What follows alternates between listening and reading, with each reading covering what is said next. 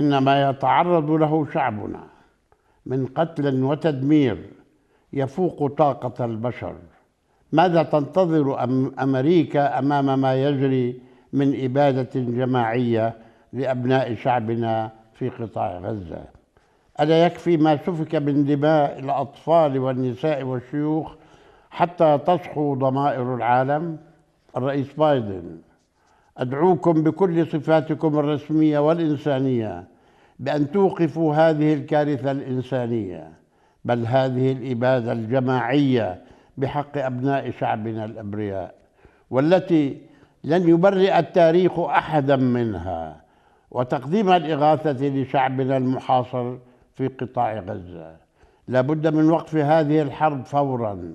كيف تكون حرب الإبادة هذه دفاعا عن النفس كما يقولون ويدعون؟ إنها في الحقيقة جرائم حرب تستوجب العقاب.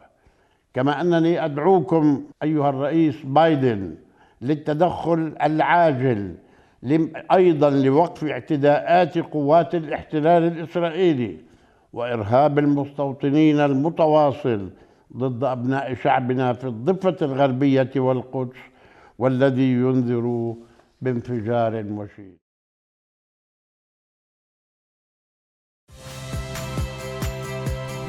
Saya Odin Fridianto.